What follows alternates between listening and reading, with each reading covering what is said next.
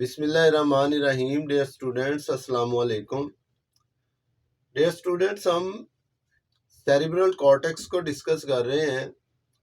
Cerebral cortex को हमने different systems में उसको डिवाइड करके उसके स्ट्रक्चर एंड फंक्शन को देखा। पहले हमने देखा कि जब हम डिवाइड करते हैं उसको सेरिब्रल कॉर्टेक्स को उसके प्राइमरी और एसोसिएशन रीजन्स में, तो उसके फंक्शंस और उसका स्ट्रक्चर क्या होता है, उसकी लोकेशन क्या होती है। उसके बाद हमने देखा कि जब हम डिवाइड करते हैं सेरिब्रल कॉर्टेक्स को उसके लोब्स में, ठीक है, तो उस लोब्स में डिवाइड करने के बाद उनके फंक्शन और लोकेशन क्या है। तो आज हम डिस्कस करेंगे कि जब हम डिवाइड करते हैं ब्रेन को हेमिस्फेयर्स में, तब उसके फंक्शंस और उसकी लोकेशन क्या है। तो आज हम डिस्कस करेंगे सेरिब्रल हेमिस्फेयर को। आज का हमारा टॉपिक है सेरिब्रल हेमिस्फेयर्स। तो जब हम ब्रेन को ऊपर से देखते हैं तो हमारा ब्रेन कुछ इस तरह नज़र आता है। ये देखें जी, ये जब हम ऊपर से देखते हैं ब्रेन को, तो ये ब्रेन जो है वो दो हिस्सों में डिवाइड होता हुआ नज़र आता है हमें। एक ये हिस्सा, ये वाला, और दूसरा ये वाला हिस्सा।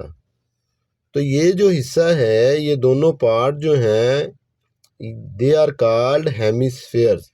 ये जो राइट साइड पे है ये वाला पार्ट, इसको हम कहेंगे राइट हेमिस्फेयर, और ये जो लेफ्ट पे है, लेफ्ट वाला पार्ट, इसको हम कहेंगे लेफ्ट हेमिस्फेयर।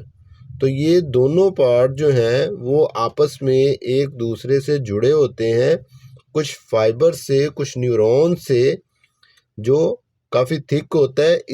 इसको, ये वाला पार्ट यहाँ पे, इसको हम कहते हैं कार्पस कैलोजम।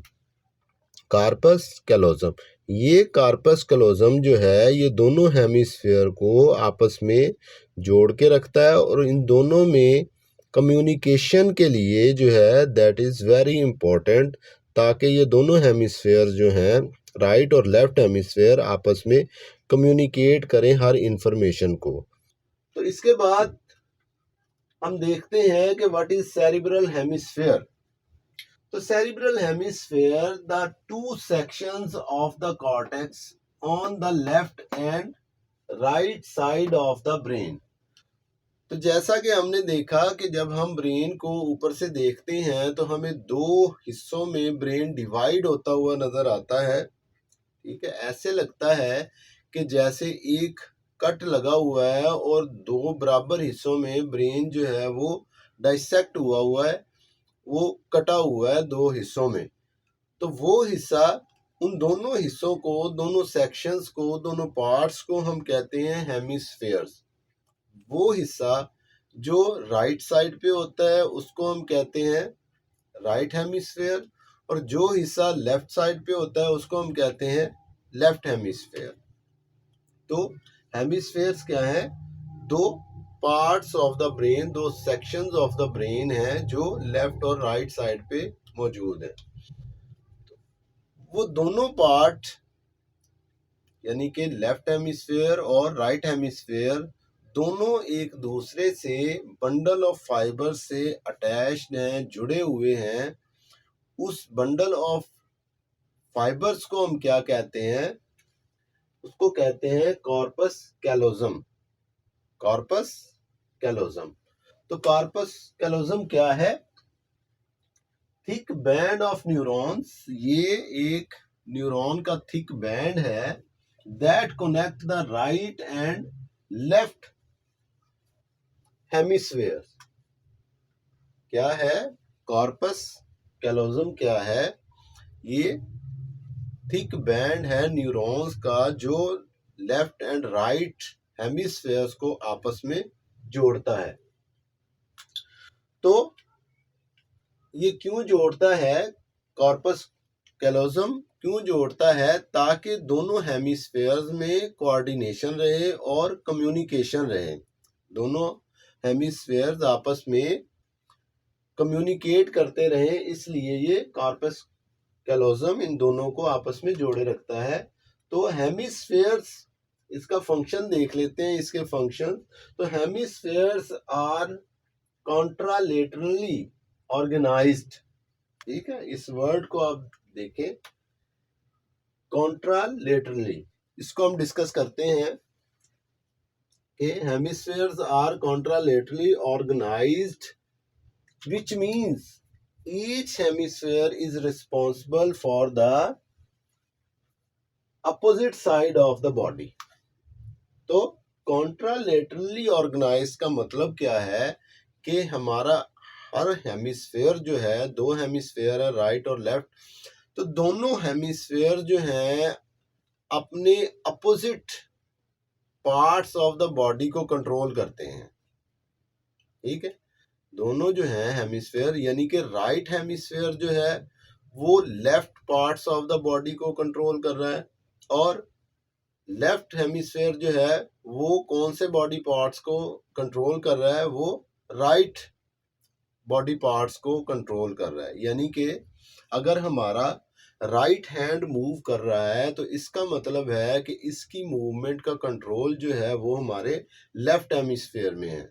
अगर हमारा लेफ्ट हैंड जो है वो मूव कर रहा है तो इसका मतलब ये है कि इस लेफ्ट हैंड की मूवमेंट का कंट्रोल जो है वो मौजूद है हमारे राइट हेमिस्फेयर में, ठीक है। तो जो भी हमारा हाफ जो पार्ट है बॉडी का, आधा हिस्सा लेफ्ट और आधा राइट, तो लेफ्ट बॉडी पार्ट्स को जो कंट्रोल करने वाला हेमिस्फेयर है वो है राइट। तो right part of the body को कंट्रोल करने वाला जो हेमिस्फेयर है दैट इज लेफ्ट हेमिस्फेयर। तो इस कॉन्ट्रालेटरली ऑर्गेनाइज का मतलब है कि ये अपोजिट बॉडी पार्ट्स को कंट्रोल करते हैं।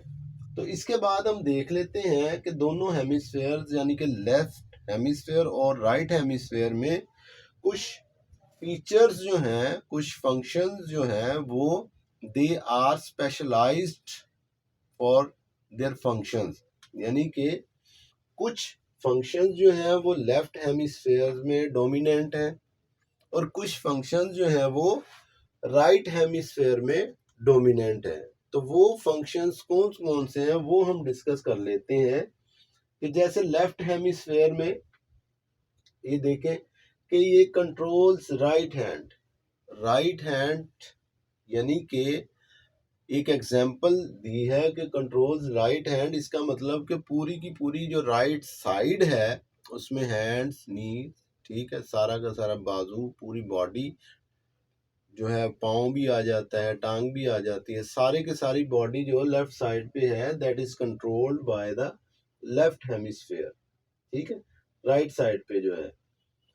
अच्छा, अब स्पेशलाइज्ड फॉर स्पोकन लैंग्वेज, यानी कि हमारा जो लेफ्ट हेमिस्फेयर है वो क्या कंट्रोल करता है, एक तो राइट साइड पूरी की पूरी, और दूसरा स्पेशलाइज्ड फॉर स्पोकन लैंग्वेज, यानी कि ये स्पोकन लैंग्वेज को कंट्रोल करता है। रिटन लैंग्वेज जो हम लिखते हैं उसको कंट्रोल करता है।